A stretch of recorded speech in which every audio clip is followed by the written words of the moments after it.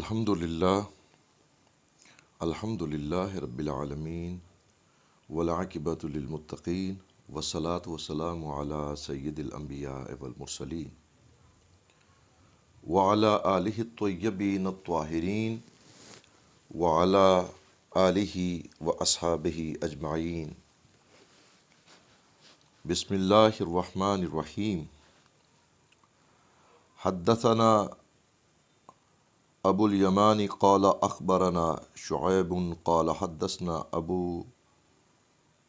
الزناد عن الاعرج عن ابی ہریرۃ رضی اللہ عنہ ان رسول اللہ صلی اللہ علیہ وسلم قال فوالذی نفسی بیدہ لا یؤمن احدکم حتی اکون احب الیہ من والدہ وولدہ۔ صدق اللہ مولانا العظیم۔ حضرت ابو ہریرہ رضی اللہ تعالی عنہ آپ روایت فرماتے ہیں کہ رسول کریم علیہ الصلاۃ والسلام آپ نے ارشاد فرمایا کہ اس ذات بابرکات کی قسم کہ جس کے قبضہ قدرت میں میری جان ہے، تم میں سے کوئی شخص اس وقت تک مومن نہیں ہو سکتا جب تک میں اس کے نزدیک باپ اور اولاد سے زیادہ محبوب نہ ہو جاؤں۔ ناظرین مکرم، ایک انسان جو اس دنیا میں پیدا ہوتا ہے، اس کے لیے سب سے پہلے اس کے ماں باپ اور اس کے بعد اس کے تخم سے، عورت ہو تو اس کے پیٹ سے جننے والی اولاد، یہ ایسے تعلق ہیں کہ جن کے متعلق جتنا بھی بیان کیا جائے اتنا ہی کم ہے۔ یہ محبت، یہ رواداری، یہ تمام کا تمام معاملہ اظہر من الشمس ہے کہ انسان اپنی پیدائش سے لے کر اپنی جوانی تک اور شادی ہونے تک اس کی محبت کا مرکز و محور اس کے ماں باپ ہوتے ہیں۔ شادی کے بعد اس کی محبت جب تقسیم ہوتی ہے تو پھر اگر مرد ہے تو بیوی کے ساتھ محبت، عورت ہے تو خامند کے ساتھ محبت، پھر وہ محبت تقسیم ہو کر اولاد کی صورت اختیار کر لیتی ہے، اور حضرت انسان ان محبتوں کی خاطر ہی صبح سے شام تک اور شام سے صبح تک معاشرت کی چکی میں اس طرح پستا ہے کہ ان حقوق کی ادائیگی کے لیے وہ بہتر سے بہتر کام بھی کرنے پر تیار ہو جاتا ہے اور برے سے برا کام کرنے پر بھی تیار ہو جاتا ہے۔ اب اس حدیث پاک کی روشنی میں جناب سرور کونین علیہ الصلاۃ والسلام آپ نے ایک چیز واضح کر دی کہ وہ کہ جن کی تم اولاد ہو اور وہ جو تمہاری اولاد ہیں، تم اس وقت تک کامل ایمان والے نہیں ہو سکتے، مومن نہیں ہو سکتے کہ جب تک ان سب سے بڑھ کر، یعنی اپنے ماں باپ اور اپنی اولاد، یعنی وہ جن سے تم جنے ہو اور وہ جو تم سے جنے ہیں، ان سب سے زیادہ جب تک میری ذات سے محبت نہ کرو گے۔ اب جب آقا علیہ الصلوۃ والسلام کی محبت اس درجہ انسان کے سینے میں، انسان کے دل میں آ جائے تو پھر کسی قسم کے حرام یا غلط کام کی طرف جانے کا تو سوال ہی پیدا نہیں ہوتا، کیونکہ میرے کریم آقا علیہ الصلوۃ والسلام کی محبت کا تقاضا ہے کہ آپ کی ذات والا صفات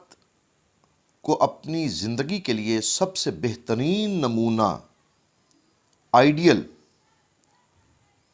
یقیناً سمجھا جائے۔ اسی لیے اللہ پاک نے قرآن کریم میں بھی ارشاد فرمایا کہ لقد کان لکم فی رسول اللہ اسوۃ حسنہ، کہ تمہارے لیے، بے شک تمہارے لیے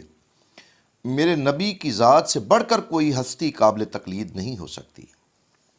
یعنی جہاں پر رسول کریم علیہ الصلوۃ والسلام کی ذات والا صفات کی بات آ جائے تو ماں باپ پیچھے رہ جاتے ہیں، اولاد پیچھے رہ جاتی ہے،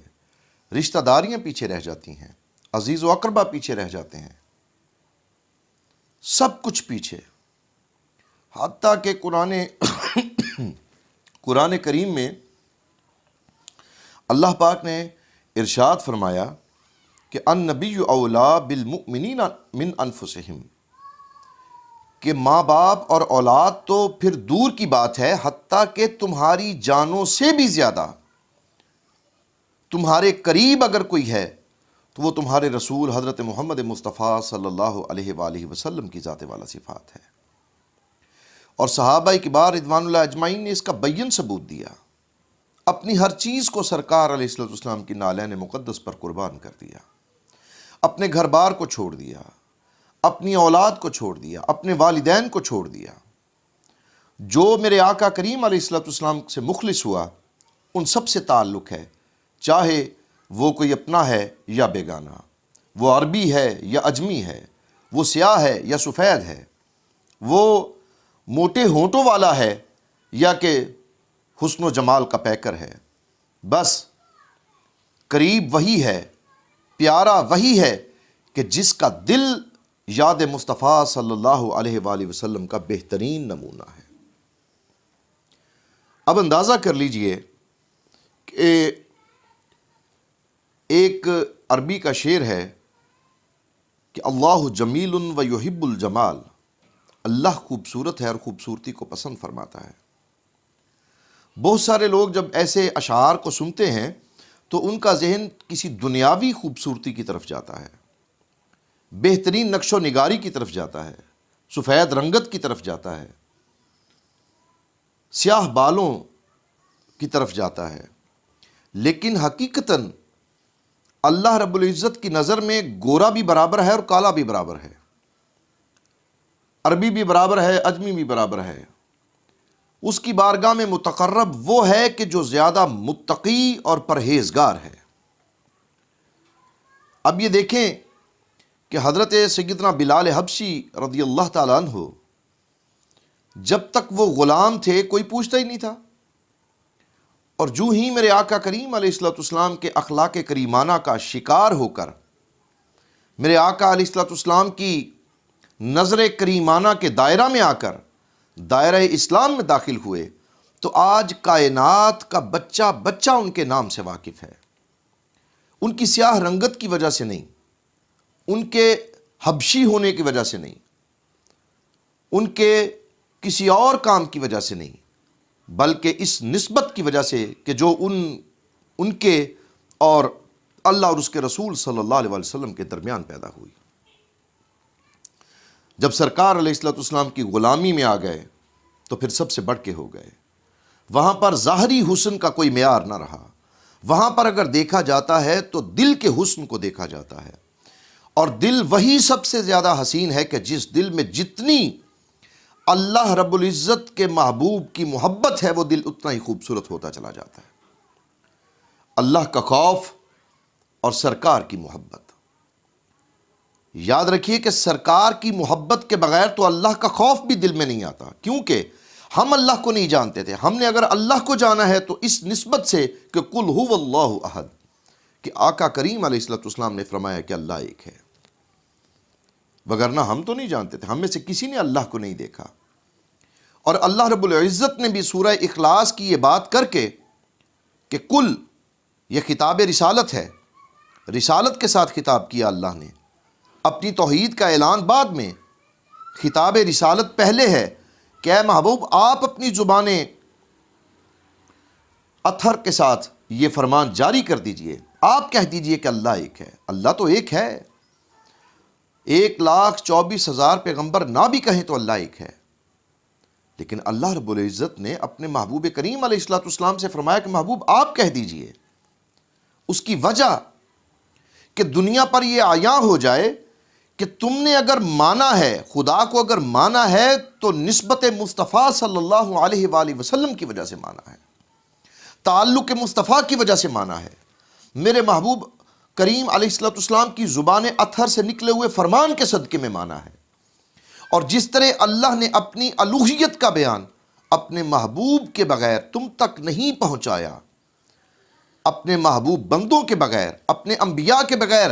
پوری دنیا میں اس کی الوہیت کا پیغام پہنچانے والا پہنچا بھی سکتا تھا، لیکن اس نے نہیں پہنچایا۔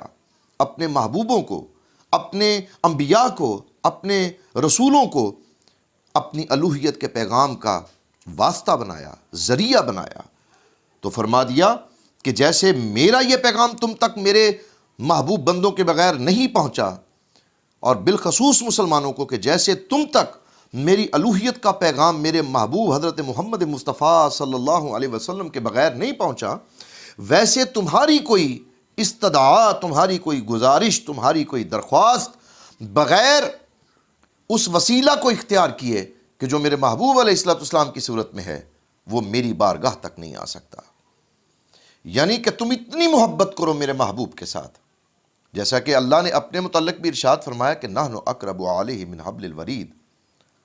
کہ میں تمہاری شہرگ سے بھی زیادہ قریب ہوں۔ لیکن محبوب کے متعلق فرمایا کہ النبی اولیٰ بالمؤمنین من انفسہم، محبوب تمہاری جانوں سے بھی زیادہ قریب ہیں۔ اب شہرگ سے، شہرگ پہلے ہے، جان بعد میں ہے، اور اگر جان چلی جائے تو پھر باقی کچھ نہیں بچتا۔ شہرگ کٹ جائے تو جان نکلنے میں کچھ وقت لگتا ہے، اور اپنی بات کی تو شہرگ سے بھی زیادہ قریب، کتنا قریب یہ نہیں بتایا، اور محبوب کی بات کی تو کہا تمہاری جانوں سے بھی زیادہ قریب ہیں، کہ تمہاری جان جاتی ہے تو جائے، لیکن عزت و عظمت ادب رسول صلی اللہ علیہ وسلم کا دامن تمہارے ہاتھوں سے نہ جائے،